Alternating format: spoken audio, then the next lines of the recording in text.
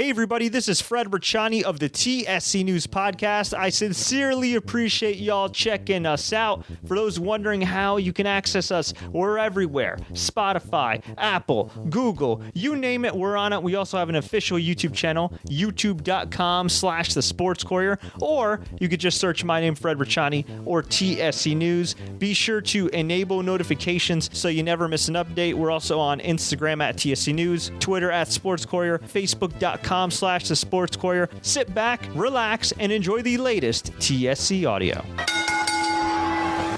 We finally have live sports back. I'm barely ready with my setup here. It's been so long. It was over 2 months ago that we had UFC 248, and it feels like 2 years ago. But UFC 249 came and went, insanely eventful, a violent MMA version of WrestleMania. I had my reservations. Look, we will talk about the positives, the negatives, literally and figuratively, as we speak. But from a purely action and from a purely entertainment standpoint, this was a fantastic show. Maybe one of the best shows that UFC has ever done when you look at it from top to bottom. Now, a little weird. No crowd. No crowd whatsoever. The fighters could hear the commentators, which was a little weird as well. In fact, Greg Hardy said that he heard Daniel Cormier give him advice on commentary, and he applied it to win his fight. So just a crazy, crazy series of circumstances which led to UFC 249, Jacksonville, Florida, May 9th to May 10th, depending on where you're watching it now. Whew. We have a new champion, not in the Bantamweight division, although that may come soon, but a new interim lightweight champion. Justin Gaethje, the WSOF legend, PFL legend, former WSOF World Series of Fighting lightweight champion, one of the creators of violence, one of the greatest violent knockout artists in the game today. He came in there as an underdog, and he dominated the uncrowned champion himself, Tony Ferguson, to win the lightweight championship. Now, here's how this fight went down, and we'll go through the rest of the card in a second, but just nuts. Destroyed him with leg kicks, a big left hook. He looked real good early. Tony, the first couple rounds, wasn't backing down, but it seemed like he kind of had that old Chris Lieben game plan where it's, and the Tony Ferguson game plan to an extent, which was, I'm going to take your best shot, and I'm just going to keep walking in through it. Now, here's the thing. If you're not 36, that might work. But if you're 36 on a 12-fight win streak, and you've fought absolute killers, and you've been in wars, and you're fighting Justin Gaethje, who's an absolute threat, who I believe was coming into this fight with 3 straight wins, yeah, that's a bad idea. In the first round, he took all these shots, and everybody's like, how the hell is he still standing? I couldn't believe it, but he was. Then we had round 2, and Ferguson kept taking a bunch of shots, kept trading some shots. He even knocked Gaethje down at the end of round 2, and I'm thinking, okay. Ferguson historically has a great gas tank. Ferguson is a championship-level fighter. Now, Gaethje is too, but in another organization. Can Gaethje come back from this? Can Gaethje go into the deep water? And what we saw was a more patient Gaethje, a guy that wasn't just trying to take Tony's head off, but somebody that was patient. When he rocked Tony, he waited. He didn't try to go for the kill immediately. He said, you know what? Okay, I'll pick my spots. I'll do my thing. And he even talked about it in the post-fight interview. He said, you know what? I got to slow down. I was having too much fun in there. And when you're at this level, you can't have that kind of fun. You got to get serious. And boy, did he get serious. Just crazy. So Tony may have won round 2. Then it was round 3, all Gaethje. Round 4, all Gaethje. Poor Tony. Bloodied up eyes, cut up eyes, bleeding from the forehead, just busted up face. He looked like one of his victims, right? Just crazy. And finally, in round number 5, he tagged Tony with the jab, hit him with another shot, and Tony was just stumbling, wobbly-legged. His legs were practically gone. And Herb Dean saw enough and was like, dude, I got to stop this. Now, at first, Tony protested the stoppage. He was like, what the hell, man? He even shoved Gaethje. But, of course, heat of the moment, also the fact that dude got multiple concussive blows in this fight. Afterwards, he hugged Gaethje and he said in the post-fight interview, you know what? I just wanted to be stopped for real. I didn't want a referee stopping it, but look, it is what it is. I'm sure when he goes back and watches the fight, he's going to be pretty pissed at himself and say, man, like, I just straight up lost. And I don't know. I'm very conflicted here. On one hand, I'm very happy for Justin Gaethje. I mean, I covered his first first PFL/WSOF fight live. And I remember thinking, okay, Justin Gaethje, this guy seems like a cool prospect. And then it's like, holy crap, this guy's a problem. And, the more people have watched him, the more they've realized this dude is a problem, a legit contender. Also, I believe a social worker in real life, I believe. So, and he even mentioned that. I don't know if he's still currently social working, but he's done social work in the past. So, good company ambassador, but an absolute violent killer inside the octagon. And after the fight, he was awarded the title. He threw it immediately down, Shane Douglas, ECW style, and he straight up said, I want the real belt. He called out Khabib. He put over his parents and said that in the cage, he's a killer, he's ready to die, but outside of the cage, he loves to help people, and he'd be helping people right now if he wasn't fighting. And just really classy promo, called out Khabib. I believe Khabib tweeted out, no comment. Well, Khabib is going to have a lot of comments because I don't think you could deny Justin Gaethje. I do not think you could deny Justin Gaethje right now. I think it's got to be Gaethje versus Khabib coming up next, whenever the hell that may happen. I think Khabib is still right now in Russia. But, man, crazy stuff. Crazy stuff. I mean, he wore a literal crimson mask. Now, as for the rest of the card, this was just stacked. So in the co-main event, Henry Cejudo successfully defended his Bantamweight Championship against Dominick Cruz. Round one, I had Cejudo hit some really good combinations, and mainly the leg kicks, man, were really good. And then in round two, Dominick Cruz starting to turn it up. He was looking good, looking like vintage Dominick Cruz. This was his first fight in 3.5 years. He hadn't fought since December 2016 when he lost to Cody Garbrandt. He's been doing commentary and everything else. And he was looking good. And then accidental clash of heads, accidental headbutt. Cejudo got busted open. They paused action for a minute. And then all of a sudden, Cejudo came out hot out of the gates, just busted up Dom with a big knee, had him on the ground on all fours, hit him with about 11, 12 unanswered shots. Now, Dominick Cruz, as the referee was going to make the stoppage, looked like he was getting back to his feet. But I can understand from the referee's perspective, he's seen this dude who hasn't fought in 3.5 years. We're in the middle of a freaking pandemic. Maybe this fight shouldn't be going on in the first place. And he's seeing a dude take, at least from afar, an insane amount of brain damage. Now, when he slowed it down, it could go both ways, right? At first glance, I was like, this is too soon. But then when you watch the replay, you're like, okay, he took like 11, 12 unanswered shots. Maybe the stoppage was justified. And after the fight, Cejudo said he's retiring. He had a great career, 33 years old. I am retiring. Thank you, Dana White. Thank you, UFC. And I'm just like, really? That's kind of abrupt. But hey, if he wants to retire, if he's got some money, if he's doing his thing, if he's happy with his life, good for him. I just hope whatever the next chapter is, he is very successful at it, because it's hard to hang up the gloves, hang up the cleats, hang up whatever you know in the sport you play at that young of an age. But fighting is not a sport you want to be in if your heart's not in it, right? But damn, his heart was in it tonight. Cruz said he thought it was an early stoppage. He's not sure if he's going to fight again. But yeah, I mean, I would have thought Cruz would be the one retiring tonight, not Henry Cejudo. But funny how MMA works, kids. We had, oh my God, the main event might have been the most progressively violent fight over the course of nearly 25 minutes. But maybe the most violent fight overall was Jairzinho Rozenstruik versus Francis Ngannou. And Francis Ngannou is what can I say?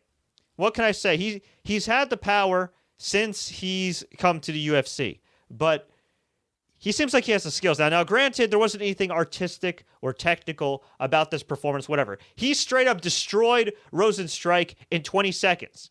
I think Rozenstruik hit a leg kick, and then Ngannou was like, you know what? This guy's not going to take me down.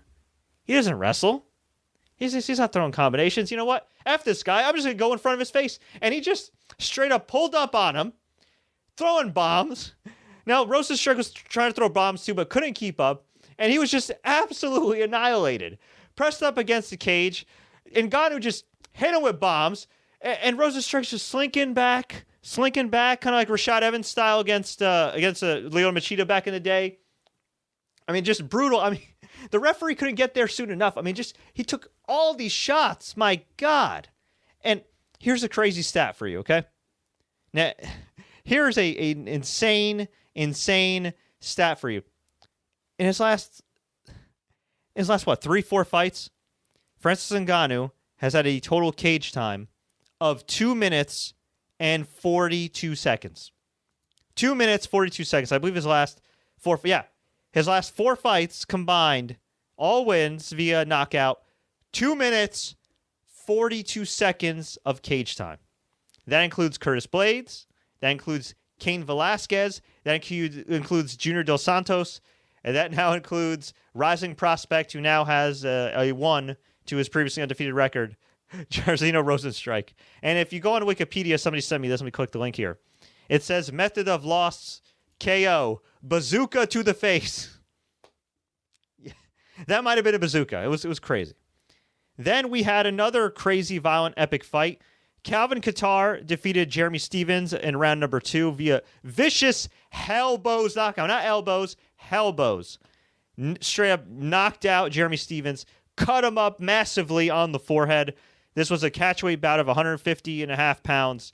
I don't blame any fighter for missing weight, but considering every other fighter made weight, this did make Stephens look bad. Kattar took it personally, and he took it out on Stephens. Now, Stephens in the round 1 and throughout round 2 did hold his own, but Kattar just turned it up, and he's looking good here, and certainly bounced back from his loss at UFC Moscow to Zabit. We had a heavyweight bout that should not have been on the show. Greg Hardy, the supposed, women's right activist. Now, actually, he's a woman beater who never served any real punishment. He defeated Yorgan De Castro via unanimous decision, 30-27 across the board. I did not see it 30-27. I don't really understand that. I would have said 29-28, not 30-27, but whatever. Started out a decent fight. Round 1, De Castro looked pretty good. Hardy looked much improved, but De Castro just looked at another level.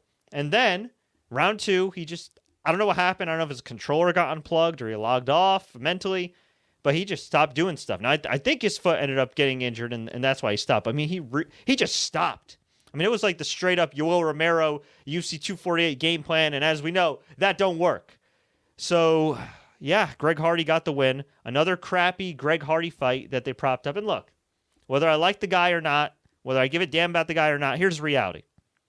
It's fine if he's making a living. It's fine if he wants to go into MMA. Whatever. I don't care about that. What annoys me is that they prop this dude up like he's somebody, like anybody is going to buy one extra ticket to see Greg Hardy. Like anybody's going to buy one extra pay-per-view to see Greg Hardy. They're not. You could put Pettis and Cerrone on this pay-per-view card. And look, overall the pay-per-view card was great. I have very little complaints. But Greg Hardy, Yorgan De Castro, come on, man. Really? Stop putting this bum in main event or co-main events, okay? Stop putting this bum in co-main events. Stop propping him up on pay-per-views. He's not that good. He's much improved. I'll give him props there, but he's not that good. And he's not better than the Pettis and Cerrone fight that we saw, or the Luque and Price fight that we saw. Okay, he's not. Or the Spann and Alvey fight that we saw. He's not. Not yet, anyway. So, yeah, I'm just tired of this. It's like, if he was some modicum of a star, right? If he was like Freddie Mitchell, back in the day, maybe something that wasn't a Pro Bowler, but something that, had a personality or something, or maybe he was, a borderline Hall of Famer like Chad Ochocinco or whatever, I'd be like, okay, you know what? That's interesting. But no, he's not. He's just a guy. He's just a guy that was a woman beater, that made some tasteless comments, that got cut because he sucked in the NFL after a while, and he ended up in MMA. And again, he has the right to make a living. He has the right to annihilate people or get annihilated in that cage, but stop propping him up. His talent does not warrant that, is what I'm trying to say. Not yet. Whatever. Anyway, Anthony Pettis defeated Donald Cerrone in a rematch. This time it was a welterweight bout. Back in the day, they fought at lightweight. And if I recall correctly, it was like a vicious body kick and then some punches on the ground that finished Cerrone back then. This fight went to a unanimous decision. I thought it was a close fight. The judges thought so too, 29-28, 29-28 across the board for Anthony Pettis. I don't know. It could have gone either way to me. I kind of feel bad for Cerrone. I mean, he's given us a lot of great moments, a lot of great fights, but dropped yet another fight. As for Pettis, I'm not really sure where he goes from here. I mean, this was a great fight, but he's another guy. Been in a lot of wars, been in a lot of exciting fights, taken his fair share of lumps. Not sure where he goes from here, but yes, 4 straight losses for Donald Cerrone. At least he didn't get finished this time, but I mean, all tough against some killers. You lost to Tony Ferguson, Gaethje, of course, Conor most recently, and now Anthony Pettis. So we'll see what happens with Cowboy. I mean, he's lived hard. He's fought hard. Hopefully he could eventually end his career on a high note. Alexei Oleinik fought dad bod Fabricio Verdum. This was Verdum's first fight in over 2 years. He was on a USADA suspension, then a hiatus. Alexei Oleinik, Verdum, they've been trying to make this fight for a long time. Oleinik won via split decision, 28-29, 29-28, 29-28. It could have gone either way. Oleinik, I thought... I'm not a judge here. Okay, I don't consider myself an MMA expert or anything, but I thought Oleinik won round 1, and then I thought Verdum won rounds 2 and 3. But, hey, could have gone either way. Wasn't exactly a spectacular fight, but, Verdum was picking up the pace in rounds 2 and 3 for a guy that, did look kind of flabby and, hasn't fought in a few years. But, hey, look, overall, he's still an all-time great. The USADA suspension probably taints things a little bit, but at the end of the day, he's still the guy that beat Fedor. He's still the guy that beat Cain Velasquez, won the UFC heavyweight title, so, you can't take that away from him. Carla Esparza, the former first-ever strawweight champion, defeated Michelle Waterson via split decision. Not that exciting of a fight. 27-30, 29-28, 30-27. I did not see it 30-27. I don't understand that, but whatever. Vicente Luque and Nico Price in a rematch. These guys had an awesome fight. Once again, Luque comes out on top. Doctor stoppage via TKO. The very nasty cuts on the eyelids of poor Nico Price. And also, too, it looked like, I think it was, what do my notes say here? It was just a mess. Okay, swollen right eye. Yeah, I remember one of his eyes was swollen. So another great fight. And yeah, this card was deep. But wait, there's more. We had Bryce Mitchell at featherweight put on an absolute clinic against Charles Rosa. Charles Rosa is a black belt himself, and Bryce Mitchell came very close to submitting him on the ground multiple times with a twister. I should note that in his last fight, he also won via twister, which is super rare. Just ask the Korean Zombie and Leonard Garcia. But he dominated here. The scores were 30-25, 30-25, and 30-24. So that should tell you a little something about that performance. Just absolutely incredible. Massive props to him and his corner and that game plan. And then we had our opener. Ryan Spann defeated Sam Alvey via split decision. I had Ryan Spann winning this one. 29-28, 20-29, 29-28. Early in the fight, Ryan Spann had Sam Alvey in a standing arm triangle choke. And it looked like not only did Sam Alvey get out, but he powered himself with a smile and just got out of it. And, man, he took some hard shots here. He was really trying hard, but at the end of the day, it was Ryan Spann that got the win. Tough sudden for Sam Alvey, who is now a loser, I believe, 4 straight. That's tough. I mean, I don't know if UFC's in the business of cutting people right now during a pandemic, but normally 4 straight losses, if you're not a big name, does get you cut. So tough times. Now, as far as the rest of the card in terms of just like the notes overall about the broadcast, very interesting. Empty arena. There were people at ringside wearing masks. Dana White not wearing a mask. The announcers not wearing a mask. Joe Rogan conducted interviews in the cage, even shook hands with people, put his hand on their backs like he normally does for interviews. No social distancing whatsoever. Okay, now look, I'll give UC some props here. They did administer, from what I understand, the nasal test where they jam that freaking thing in your nose, which has about a 30% give or take a false positive report, meaning that it could be wrong 30% of the time. But apparently they also did the saliva test. I believe they did the blood tests, everything. So that kind of bridges the gap for margin of error. Now, the controversy coming into this 24 hours ago was that Jacare Souza tested positive. And the problem was, not only did Jacare test positive, but his cornerman tested positive. Not only did they test positive, but they spent 2 days at the hotel roaming around, which, oh, by the way, features not just UFC fighters and staff, but all elite wrestlers and staff. But the problem is, 2 things. If it is to be believed that Jacare did inform the UFC and doctors that he had come into contact, or at least had a family member, I don't know if he actually came into contact, that had COVID-19, then they should have pulled him immediately, not even had him make the drive to Jacksonville. Now, if you made the drive to Jacksonville and then told them, I would have said, you know what, bro? We know you need the money. We'll pay you an X amount. Go back home. That's what I would have done. That's what most reasonable people would have done. I don't know all the details there. But I think the crazier, scarier thing is that he's asymptomatic, which is a good thing. But the fact that he didn't get his test results until 2 days later, that's bad. That's pretty much unacceptable. Now, Dana White said that all the other fighters tested negative. That's great. Presumably all employees and staff tested negative. That's great. But again, you're playing with a lot of fire here. And look, if the NBA has been burnt, if MLB, at least on the minor league level, has been burnt, MMA and pro wrestling, they may not get as lucky. But so far, for the most part, even with this big story, it seems like they've dodged the bullet. At the moment, it seems like they've dodged the bullet. And look, even though I had objections with this card going through and think they should have waited it out and think ESPN and UFC should have been like, all right, let's err on the side of caution. The reality is this. They put on a great event. Okay, I know a lot of people enjoyed it. And I just hope the fighters don't just get paid their normal rate. Okay, I hope they all get bonused. I hope they all do their thing, go home, are happy. And I hope everybody, even Dana White, get out unscathed, not infected, no health complications, no nothing from the usual fight card.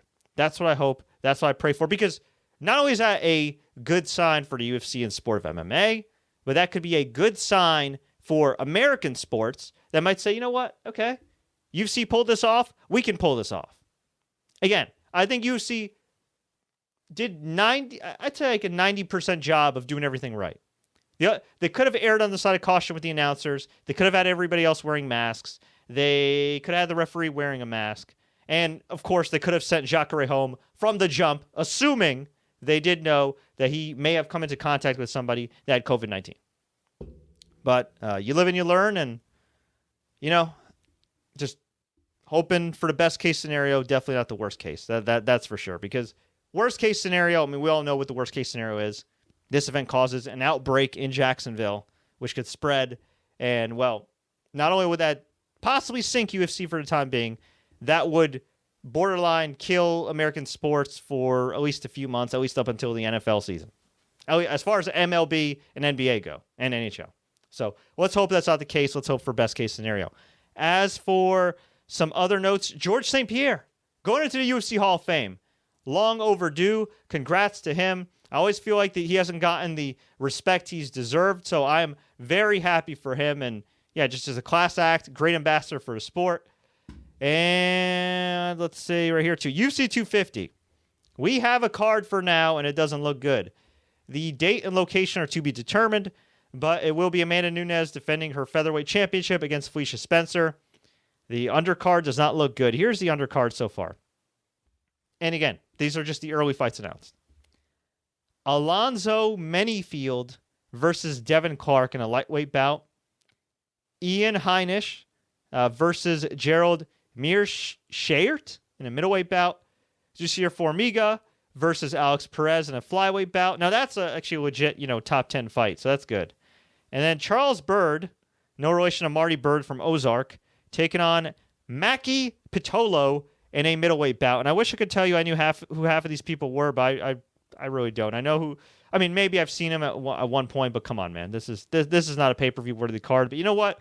UFC's at the point now with their guarantee with ESPN where all they really got to do is run some type of show, and they get that money. So, hey, they threw us a championship fight, and at the end of the day, this was like an MMA version of WrestleMania. You can't expect everything to be WrestleMania, but whatever, man. It is what it is. So, as far as what's coming up is, and it's crazy to think about, it's already May 10th. It's insane. And just 3 days, we have another UFC fight from Jacksonville. It will be Anthony Smith versus Glover Teixeira in the main event. And then this is actually a pretty intriguing fight in my opinion, at least as a hardcore fan. Ovince St. Preux, OSP, the longtime light heavyweight gatekeeper, he is moving up to heavyweight to fight a heavyweight gatekeeper himself in Ben Rothwell. So that should be at the very least somewhat interesting. Drew Dober versus Alex Hernandez. Drew Dober always has some good fights. Ray Borg against Ricky Simone. And Carl Robertson taking on Marvin Vittori. And then on the prelims, you have Michael Johnson against Thiago Moises, which is crazy. I mean, Michael Johnson was a contender for a while. Sijara Eubanks, who infamously, for a brief period, was going to headline UFC MSG and then missed weight. Or I think she missed weight. Something happened. I don't know. She's had like weight issues and some other stuff, if I recall correctly. If I'm thinking of the right fighter. And then, scheduled to face Valentina Shevchenko. And then, that was... Okay, no, that was canceled, but she's missed weight before. Okay. Yeah, so she's missed weight before. This was just bad luck on her part. But, yeah, had a wacky career. She's fighting on the prelims. Andrei Arlovsky taking on Felipe Lin. So, yeah, Arlovsky back in the prelims. I mean, you can make the argument he shouldn't be fighting anymore, but hey, you got some names on that card. And then after that, on May 16th, happy birthday, sis, we have another UFC in Jacksonville. This one's going to be kind of a sentimental show. Alistair Overeem, the longtime heavyweight contender, coming off of a huge upset loss to Rozenstruik. He has taken on Walt Harris, who unfortunately lost his daughter, Anaya Blanchard. She was kidnapped and murdered. Just a terrible tragedy. And I just, look, I know we're not really supposed to be rooting for people here and there or whatever. I mean, I don't care. I don't pretend to be biased or unbiased or whatever, but it's going to be hard to root against Walt Harris. That's all I got to say. And I just hope that he has a great performance. Win, lose, or draw. I hope he doesn't get seriously injured, and I hope he has a great performance because, man, his family has been through hell. So God bless him. Hope it all works out. We have a co-main event. Angela Hill is one of my favorite fighters to watch. Never backs down from a fight. Taking on her toughest challenge yet, Claudia Gadelha. This is going to be a tough one for Angela Hill, but if she wins this one, I think she should get a title shot. You got Dan Ige against Edson Barbosa. Eric Anders is on this card. So, yeah, you got some decent names on here. You got Darren Elkins in the prelims. But wait, there's more. Then on May 23rd, this was tentatively scheduled for the UFC Apex. It might take place in Jacksonville. Honestly, it doesn't really matter because they can't have fans in there anyway. We have yet another UFC, May 23rd. This, at the moment, is Tyron Woodley against Gilbert Burns.